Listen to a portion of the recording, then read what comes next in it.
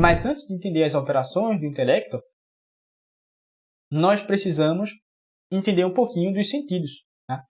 Porque nós temos sentidos que são externos e internos.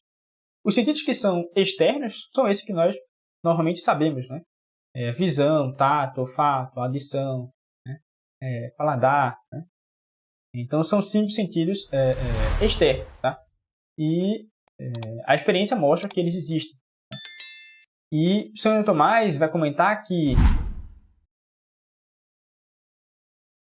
os órgãos existem para as potências, para os sentidos internos. Tá? E a natureza instituiu os órgãos diferentes para corresponder à diversidade de cada uma das potências internas, desses sentidos internos. E há um modo de explicação dessas questões que São Tomás expõe na Suma Teológica, primeira parte, questão 78, artigo 3, ele fala sobre os sentidos externos, e no artigo 4 ele fala sobre os sentidos internos, da mesma questão. Aristóteles também vai falar sobre essa questão, e São Tomás toma aí muita coisa de Aristóteles, do livro De Anima. Livro De Anima. No segundo capítulo, salvo engano. E é aí que nós encontramos essa doutrina, essa explicação, tá? De modo bem preciso.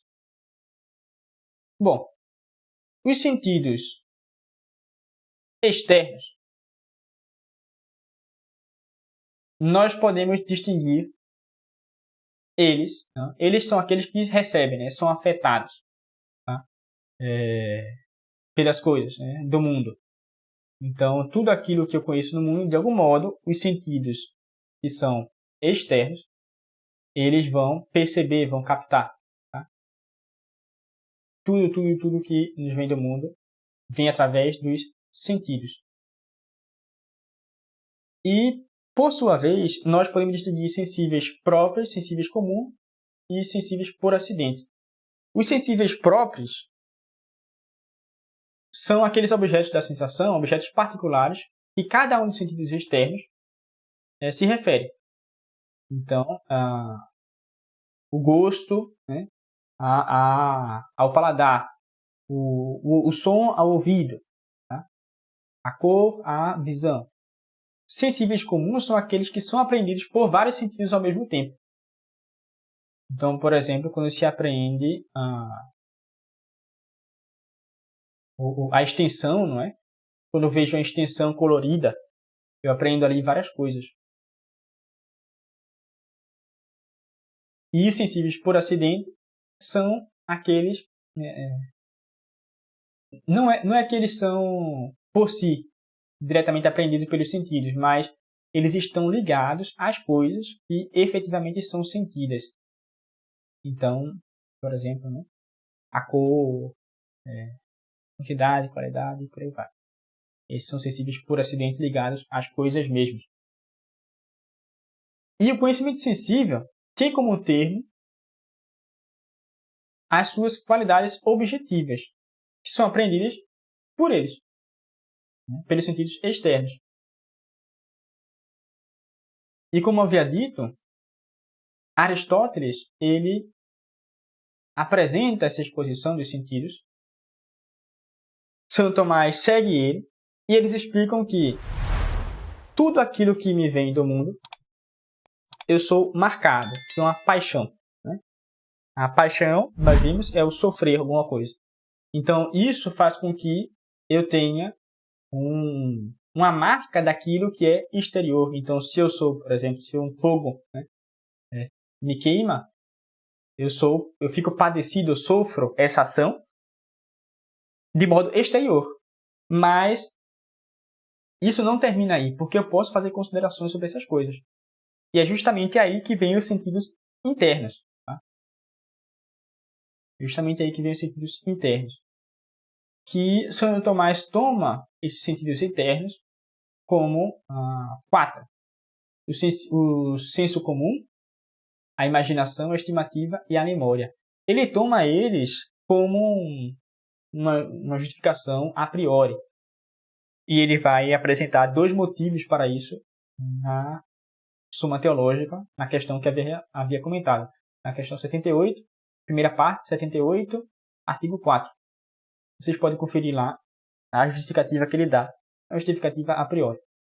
Mas, bom, nos é importante aqui ter em mente que os órgãos dos sentidos externos, produzem, pelos 5 sentidos, algo que a potência sensitiva percebe externamente pelos próprios órgãos e, de modo interno, pelos sentidos internos.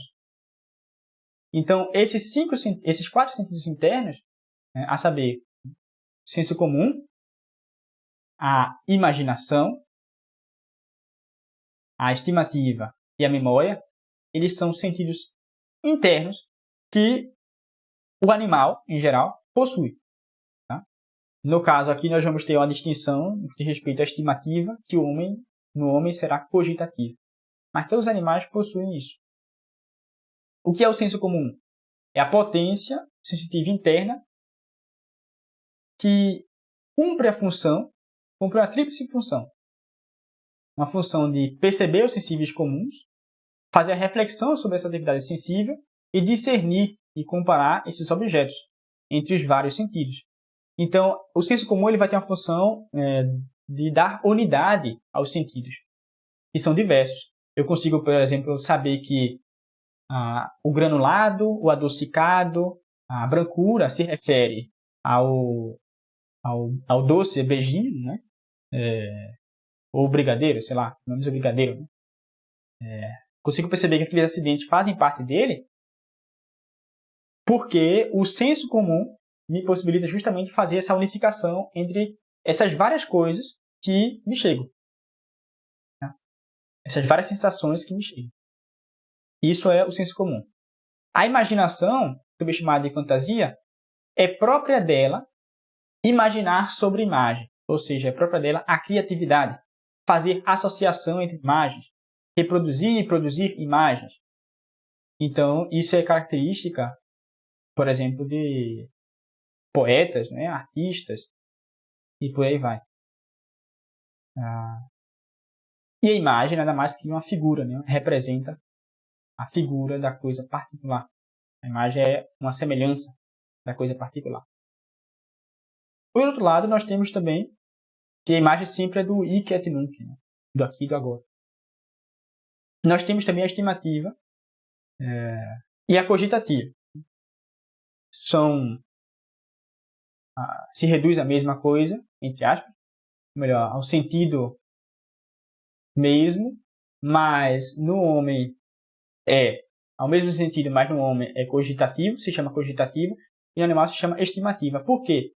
A estimativa, enquanto os animais eles percebem as coisas sensíveis apenas por um sentido interno natural, que ele já tem, por exemplo, a ovelha, ela sabe que o lobo é nocivo a ela de modo interno, ela não precisa aprender aquilo, desde sempre ela corre do lobo, o rato desde sempre corre do gato, né? Mas conosco não acontece isso. Conosco acontece o aprendizado por meio de comparação. A cogitativa ela funciona por meio de comparação. Então nós aprendemos as coisas de modo a comparar, né? Há aí um percurso a exercer. Tá? Então há essa distinção aqui que no homem a estimativa ela se dá por uma espécie de comparação. E é algo muito mais amplo, muito mais rico, porque em virtude da proximidade que a cogitativa tem com as faculdades superiores. Ela vai efetuar na ordem concreta aproximações que concernem as sínteses próprias intelectuais. Então ela vai funcionar como uma espécie de razão particular.